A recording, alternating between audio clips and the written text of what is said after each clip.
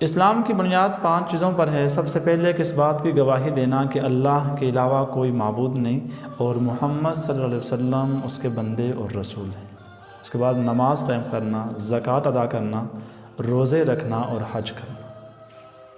بغیر کسی شرعی عذر کے روزہ چھوڑنا بہت بڑا گناہ ہے۔ ایک حدیث میں ہے کہ اگر کسی نے ایک روزہ چھوڑا اور پھر اس روزے کے بدلے ساری زندگی روزے رکھے، جو روزہ چھوڑا ہے اس کے اجر کے برابر، اس کے ثواب کے برابر ساری زندگی بھی روزے رکھے تو نہیں پہنچ سکتا۔ روزے کی عبادت کوئی نئی چیز نہیں ہے۔ فرمایا کما کتب علی الذین من قبلکم، جیسا کہ تم سے پہلے امتوں پر روزے فرض کیے گئے تھے اسی طرح تم پر فرض کیے گئے۔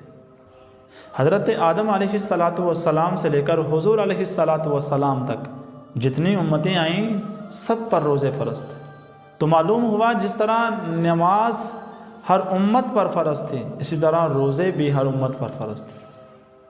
البتہ یہ ہے کہ ان کی تعداد میں فرق تھا کہ کس امت پر کتنے روزے فرض تھے۔ مختصراً میں آپ کی خدمت میں عرض کر دیتا ہوں۔ حضرت آدم علیہ الصلاۃ والسلام کی شریعت میں ایام 20 یعنی کہ ہر ماہ کے 13، 14 اور 15 یہ 3 روزے تھے۔ حضرت موسیٰ علیہ الصلاۃ والسلام کی شریعت میں 40 روزے تھے۔ حضرت داؤد علیہ الصلاۃ والسلام ایک دن روزہ رکھتے تھے اور ایک دن افطار کرتے تھے۔ حضرت عیسیٰ علیہ الصلاۃ والسلام 2 دن روزہ رکھتے تھے اور تیسرے دن افطار کرتے تھے۔ اور اس امت پر تو بہت بڑا احسان ہے کہ اللہ تعالیٰ نے پورے سال میں 1 مہینے کے روزے فرض کیے اور یہ بتایا ہے کہ تم کوئی خاص مخلوق نہیں ہو۔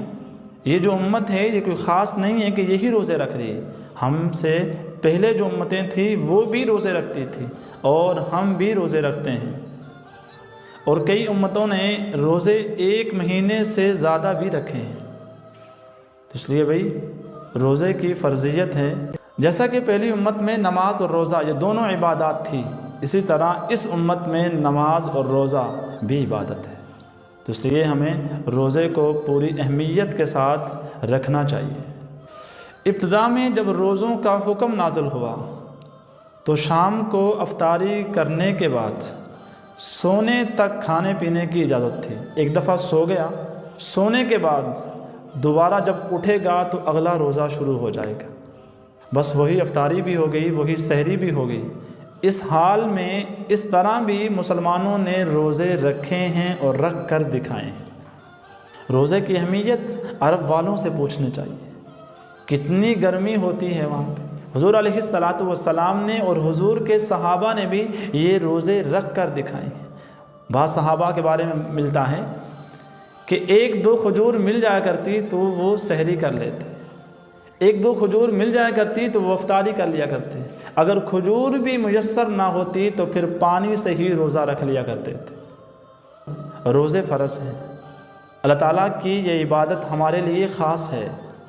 دن وہ بھی گزر گئے جو مشکل ترین دن تھے، دن یہ بھی گزر جائیں گے۔ اگر یہ دن مشکل میں ہے میرے لیے تو میں روزے رکھوں گا، اللہ کی عبادات کروں گا، اللہ کو راضی کروں گا، اللہ کو خوش کروں گا، تو آنے والے دن میرے وہ تنگی میں نہیں، وہ انشاءاللہ راحت میں ہوں گے۔ جب اللہ سے دوستی ہو جائے گی نا، اللہ میرے اور آپ کے محبوب ہو جائیں گے تو پھر اللہ تعالیٰ میرے اور آپ کے لیے فراوانی بھی کریں گے۔ جیسا کہ فرمایا کہ من جاء بالحسنۃ فلہ عشر امثالھا، جو ایک نیکی کرے گا اس کو 10 گنا اجر ملے گا۔ اور خاص طور پر رمضان مبارک کے مہینے میں جو ایک نیکی کرے اس کو 70 گنا اجر ملتا ہے۔ یہ مقدس مہینہ میری اور آپ کی زندگی میں ایک دفعہ پھر آ گیا۔ مجھے اور آپ کو اس مہینے میں رحمتیں برکتیں لوٹنی چاہیے۔ پتہ نہیں آئندہ رمضان مجھے اور آپ کو نصیب ہوتا ہے یا نہیں ہوتا، اس لیے مجھے اور آپ کو رمضان کے روزوں کی پوری اہمیت کے ساتھ رکھنے بھی چاہیے، روزوں کے مسائل بھی سیکھنے چاہیے۔ سحری اور افطاری، حضور علیہ الصلاۃ والسلام نے فرمایا کہ سحری میں تاخیر کرو اور افطاری میں جلدی کرو۔ تاخیر سے مراد یہ ہے کہ آخری 25 منٹ، آخری 20 منٹ، جتنا وقت میں آپ کھانا کھا سکتے ہیں تو سحری کا وقت ختم ہونے کے قریب آپ سحری کریں، اور افطاری یہ ہے کہ آپ جتنی جلدی، جیسے وقت مکمل ہو گیا، افطاری کا وقت شروع ہو گیا، تو آپ کو فوری افطاری کرنی چاہیے۔ افطاری میں تاخیر کرنا یہ مناسب نہیں ہے۔ حضور علیہ الصلاۃ والسلام کا فرمان ہے کہ انبیاء کو یہ حکم کیا گیا کہ سحری تاخیر سے کریں اور افطاری جلدی کریں، تو اس لیے ہمیں سحری میں تاخیر کرنی چاہیے اور افطاری میں جلدی کرنی چاہیے۔